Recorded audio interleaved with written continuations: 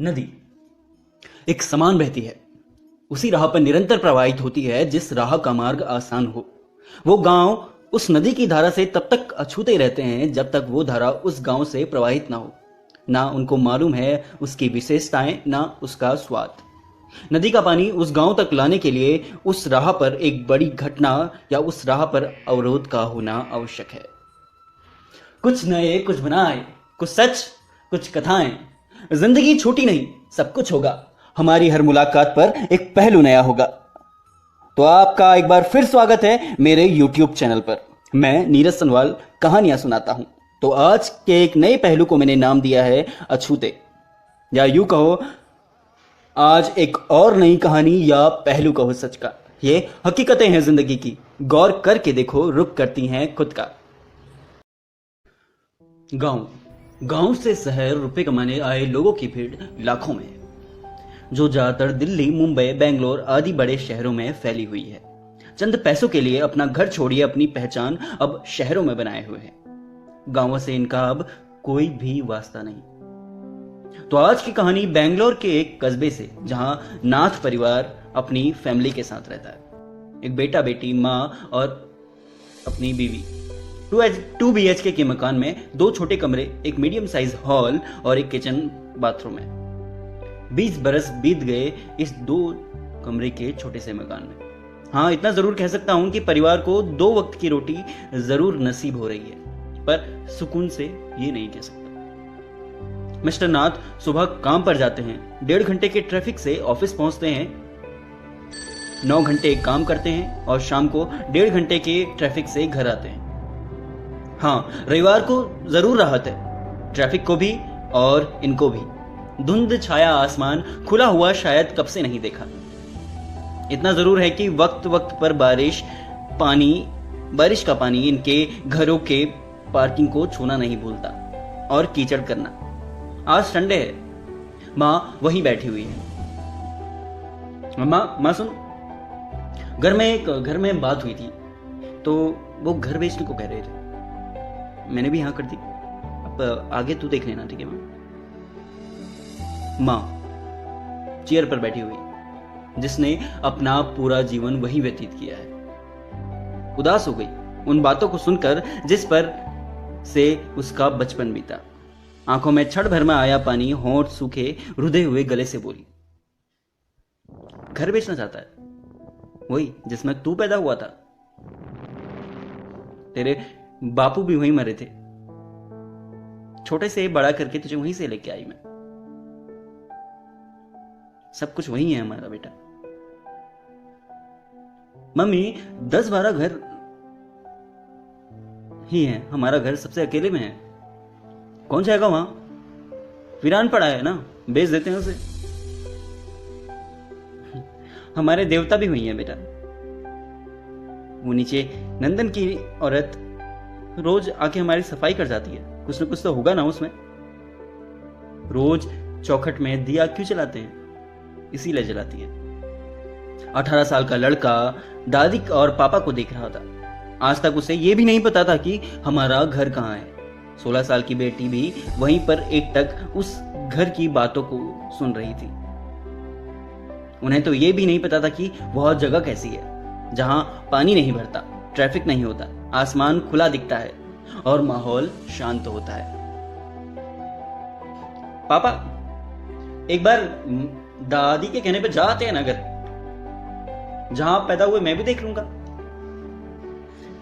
क्या करेगा बेटा वहां जाके? बहुत दूर है। उसे मैं बेच कर आ रहा हूं, कोई बात नहीं। मुंह पलटकर अशोक वहां से चला गया और बच्चे पहले बाबा को हल्के गुस्से में देख के फिर दादी के झुके हुए चेहरे को देखने लगे। अशोक आज सोमवार को फिर ऑफिस गया। पहुंचने पर पता चला कि कंपनी का सेंसेक्स 80% नीचे गिर गया है। अशोक आज फिर ऑफिस गया। पहुंचने पर पता चला कंपनी का सेंसेक्स 80% नीचे गिर गया है। हाई पोस्ट पर बैठे लोग ही अपनी कुर्सियां बचा पाए हैं। कंपनी का सेंसेक्स डाउन के चलते अशोक को नौकरी से हाथ धोना पड़ा। अगले दिन किसी और कंपनी में ट्राई करने गया। 25,000 रुपए सैलरी प्रोवाइड हुई, जो पिछली सैलरी की 45% भी नहीं थी। बेंगलोर शहर, और इस खर्चे पर घर चलाना कुछ भी नहीं। घर का खर्चा न चला पाने के कारण अशोक ने पहाड़ का घर बेचने और तोड़ने के लिए कॉन्ट्रैक्टर को मंजूरी दे दी। कॉन्ट्रैक्टर ने पूछा भी, अशोक जी, आपके घर पर पुराना मंदिर भी है, एक पुरानी मूर्ति? हाँ, उसको निकाल कर जो रोज सफाई करने आती है ना, उनको दे दीजिएगा। बुरा मत मानिए, वैसे आप बता सकते हैं कि इस जगह पर बना क्या रहे हैं? एक अच्छा टूरिस्ट प्लेस है, तो लॉज बना रहा हूँ। आने वाले समय का क्या पता, सुना है कि एक अच्छी मार्केट तैयार होने वाली है। बाहर के लोग अब कुछ दिन बिताने ही सही इस जगह पर आना जरूर पसंद करते हैं, एक शांत माहौल में, जो शायद उनके नसीब में भी नहीं। चलिए, मैं आपको मंदिर देने के बाद कॉल करता हूँ, ओके? 1.5 घंटे पश्चात कॉन्ट्रैक्टर का फोन अशोक के फोन पर आने पर एक कांपती आवाज, एक ठहरी आवाज, लंबी सांसों की आवाजों ने अशोक को डरा दिया। कॉन्ट्रैक्टर साहब, हेलो हेलो हेलो, सुनिए। क्या वो? माफ करना अशोक जी, आप अपने घर को आ जाइए। मैं क्या, आपके घर में आपके खानदान के अलावा कोई नहीं रह सकता। माफ कीजिए, मैं दूसरी जगह ढूंढ लूंगा। आपका धन्यवाद। अशोक उठकर सीधे माँ के पास गया। मंदिर में राम नाम का जाप करती माँ आंखें बंद, बस पाँव की आहट सुनकर बोली, दे दिया मंदिर? नहीं माँ, यही पूछने आया था। क्यों? मान्यता हो ना हो, पर यह मानना जरूरी है कि प्रकृति का सबसे सुंदर रूप पहाड़ है। पुराने घरों के कपाटों को देवता सुरक्षित रखते हैं, वो भी जिनमें मंदिर भीतर हो। माँ इतना बोलकर राम नाम का जाप में फिर से लग गई। अशोक के दिमाग में अब ये बातें चल रही थी कि जब कॉन्ट्रैक्टर वहां लॉज बना रहे हैं तो मैं क्यों नहीं? बच्चों की बातें भी दिमाग में गूंजने लगी, चलो ना बाबा। नहीं। फिर दोनों दिमागों की लड़ाई में घर बेचने वाला दिमाग फिलहाल जीत गया। बड़े बच्चे को साथ लेकर, मां को संग लेकर अगले दिन ही फ्लाइट से शेखर गांव की ओर निकल गया। 2 घंटे की फ्लाइट और 3 घंटे के पहाड़ी रास्ते के बाद अब शेखर अपने गांव में था। राह पर चलते वक्त वो उसे ऐसे देख रहा था जैसे आज इन नज़ारों को पहली बार देख रहा हो। कितने वक्त बाद यह शांति और साफ हवा महसूस की थी उसने। एक तरफ बैठा उसका बेटा अपनी दादी से पूछ पूछ कर और इस शांति में घुल सा गया था। संकरे रास्तों पर भी नेट की स्पीड अच्छी थी।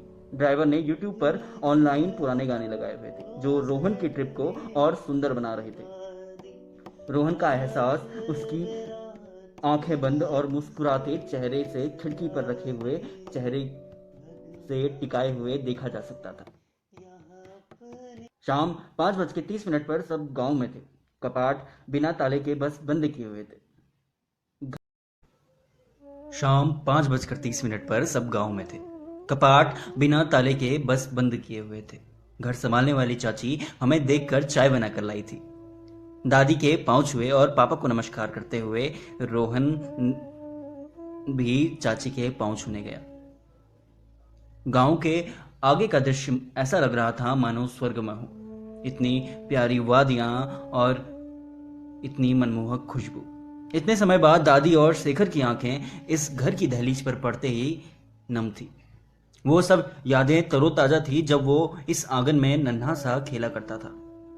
बस फर्क सिर्फ इतना था कि अब वो नन्हे कदम बड़े हो चुके थे और घर के 200 मीटर नीचे सड़क आ चुकी थी। सामने देखने पर एक नया होटल नजर आ रहा था।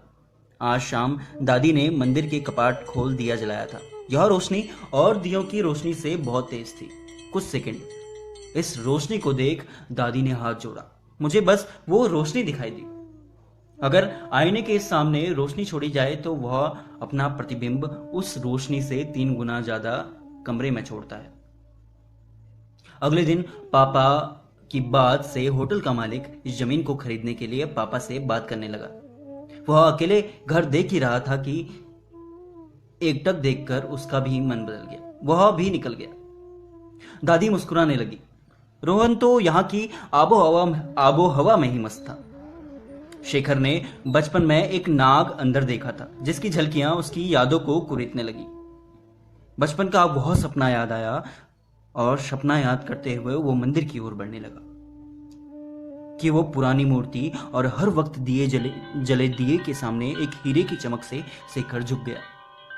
अश्रु की धारा ने उसे भिगा दिया। शेखर को देख उसकी मां उसके साथ एक स्थान पर गई और 1 फीट की खुदाई के बाद जो आज देखा वो सपना हकीकत था।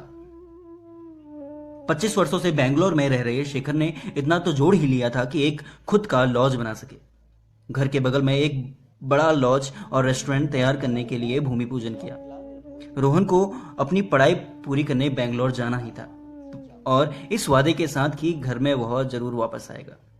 आज एक बड़ा लॉज और सैलानियों की भीड़ यहां चहलकदमी कर रही है। सिर्फ 2 साल बाद कुछ ही दूरी पर एक मार्केट भी बन गई है। आज पूरा परिवार साथ में है। बेंगलोर की धुंध भरी गर्मी में रहते हुए आज यह पूरा परिवार एक ठंडे माहौल और खुश है, जहां पूरा परिवार एक साथ बैठकर अपने ही लॉज में मुस्कुराता नजर आ रहा है। सच कहते हैं, आज भी पुराने घरों की रक्षा देवता ही करते हैं। नाग जो बचपन से दिखाई दिया करते थे आज भी उसी घर में रहते हैं और एक पूरा परिवार भी। एक अवरोध, एक जिंदगी में आई मोड़ ने इस मोड़ को बदल दिया। उस वीरान गांव को एक परिवार को बहुत अच्छा बना दिया। वर्षों से अपने घर पर नहीं गए हुए आज पुराने घरों को बसा रहे हैं। बस इसी तरह, बस इतनी सी थी कहानी, या पहलू कहो सच का। ये कहानी काल्पनिक है पर कुछ सच्ची बातों पर आधारित है। अगली कहानी के लिए बने रहिए नीरज। नमस्कार, सत श्री अकाल और आदाब।